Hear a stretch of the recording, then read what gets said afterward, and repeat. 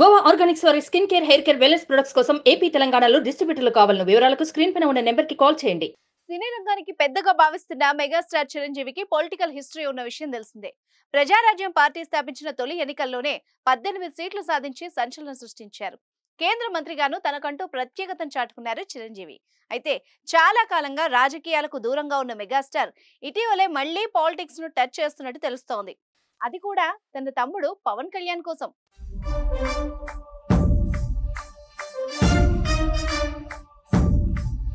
కొడుదల పవన్ కళ్యాణ్ అమ్మ కడుపున ఆఖరివాడిగా పుట్టిన అందరికీ మంచి చేయాలి, మేలు జరగాలి అనే విషయంలో ముందువాడుగా ఉంటాడు.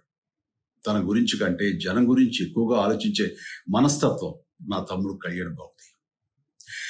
ఎవరైనా అధికారంలోకి వచ్చాక ప్రజలకు ఏదైనా చేయాలనుకుంటారు.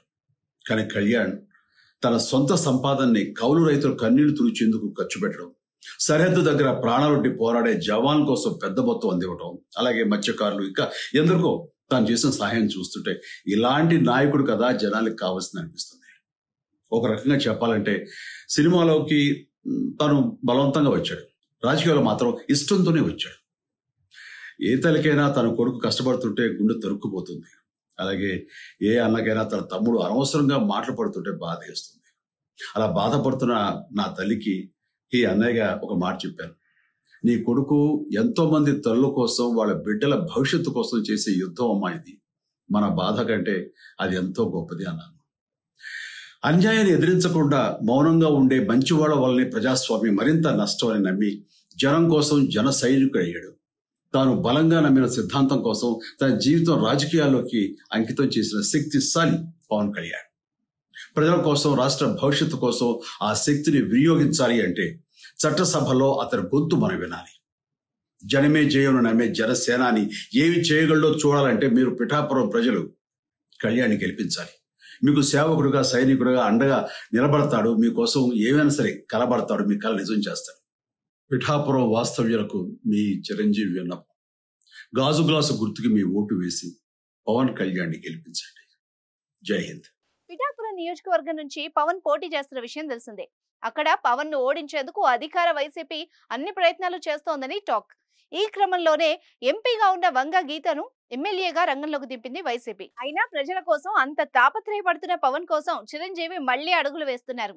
పిఠాపురంలో పవన్ ను గెలిపించాలని కాంక్షిస్తూ ఓ వీడియోను రిలీజ్ చేశారు చిరంజీవి. అయితే మున్ముందు చిరు ప్రచారం కూడా చేయనున్నట్టు తెలుస్తోంది. టీడీపీ, జనసేన, బీజేపీ కూటమిగా ఏర్పడి గెలుపే లక్ష్యంగా ప్రచారం జోరు పెంచారు. కూటమికి మద్దతుగా మెగాస్టార్ చిరంజీవి ప్రచారం చేయనున్నారట. ఈ నేపథ్యంలో మే 11న విజయవాడలో టీడీపీ అధినేత చంద్రబాబును చిరంజీవి కలవనున్నట్టు తెలుస్తోంది. ఈ భేటీలో వీళ్ళిద్దరూ వర్తమాన రాజకీయాలపై చర్చించనున్నట్టు సమాచారం. అనంతరం తన సోదరుడు జనసేన అధినేత పవన్ కళ్యాణ్ పోటీ చేస్తున్న పిఠాపురంలో చిరంజీవి ఎన్నికల ప్రచారం చేయనున్న సంగతి తెలిసిందే. ఇక చంద్రబాబుతో భేటీపై అధికారిక ప్రకటన రావాల్సి ఉంది. ఎన్నికల ప్రచారంలో చిరంజీవి మైక్ పట్టుకొని మాట్లాడడం చూడాలని తెలుగు ప్రజలు కోరుకుంటున్నారు. అయితే ప్రచారంలో భాగంగా కూటమికి ఓటేయాలని అడుగుతారని అందరికీ తెలిసిన విషయమే. అయితే అధికార వైసీపీపై కూడా విమర్శలు చేస్తారా అన్న ఆతృత కూడా మొదలైంది. దీంతో చిరంజీవి పొలిటికల్ క్యాన్వాసింగ్ టాక్ పై క్యూరియాసిటీ జనాల్లో బాగా ఉంది. So eagerly waiting for Chiru political speech.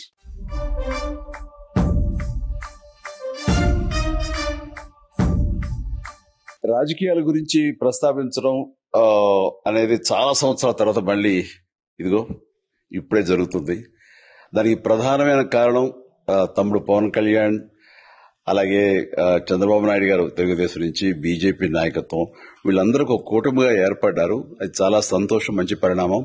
ఈ సందర్భంగా మరీ ముఖ్యంగా ఈ రోజున నేను ఇట్లాగా మాట్లాడడానికి ప్రధానమైన కారణం నా మిత్రుడు, చిరకాల మిత్రుడు సీఎం రమేష్, అట్లాగే పంచగల్ రమేష్ రాజకీయంగా అరంగేట్రం చేసింది నా బ్లెస్సింగ్స్ తోటి.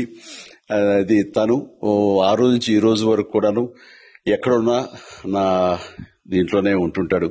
అలాంటి పంచగల్ రమేష్ అండ్ సీఎం రమేష్ గారు వీరు నాకు కావలసిన వాళ్ళు ఇద్దరు కూడాను అనకాపల్లి కాన్స్టిట్యున్సీ లో ఎంపీ క్యాండిడేట్ గా, అలాగే పెందుర్తి ఎమ్మెల్యే క్యాండిడేట్ గా వీరు నిలబడటం అన్నది నాకు చాలా సంతోషంగా ఉంది. ఎందుకంటే ఇద్దరు చాలా మంచి వాళ్లే కాకుండా సమర్థవంతులు, ఇలాంటి వాళ్ళు అలాంటి కాన్స్టిట్యున్సీకి దాని అభివృద్ధికి ఎంతగానో దోహదపడతారు అనే నమ్మకం నాకు చాలా ప్రగాఢంగా ఉంది. ముఖ్యంగా సీఎం రమేష్ గారికి కేంద్రంతో ఉన్నటువంటి సంబంధాలు, అనుబంధం ఇది మరీ మరీ ప్రత్యేకం. నాకు అది ఎప్పటి నుంచో తెలుసు. వారి గురించి నేను వింటూనే ఉన్నాను, చూస్తూనే ఉన్నాను. అండ్ ముఖ్యంగా ఆ కాన్స్టిట్యున్సీ, అనకాపల్లి కాన్స్టిట్యున్సీ అభివృద్ధికి ఈయన పరిచయాలు, కేంద్రంతో ఈయనకున్న సత్సంబంధాలు ఎంతో ఉపయోగపడతాయి. తద్వారా రమేష్ అలాగే మిగతా ఎమ్మెల్యేలు అందరూ కూడా ఎవరైతే అభివృద్ధి చేయాలి ఆయా ఎమ్మెల్యే నియోజకవర్గాలు అనుకున్నారో అవన్నీ కూడా సజావుగా సాగిపోతాయంటానికి దాని వెనకాల సీఎం గారి కృషి డెఫినెట్ గా ఉంటుందంటే ఎలాంటి సందేహం లేదు. అండ్ వీరి నాయకత్వంలో మిగతా వాళ్ళ ఎమ్మెల్యేలు అందరూ కూడాను కలిసికట్టుగా అనకాపల్లి అభివృద్ధికి ఎంతగానో దోహదపడతారు అండ్ రిజల్ట్ చూపిస్తారన్న ప్రగాఢ విశ్వాసం ఉంది. కాబట్టి వీళ్ళిద్దరి గురించి ఈరోజు ప్రస్తావిస్తున్నాను. సుమన్ టీవీలో మీ పర్సనల్ అండ్ బిజినెస్ ప్రమోషన్స్ కోసం కింది నెంబర్కి కాంటాక్ట్ చేయండి.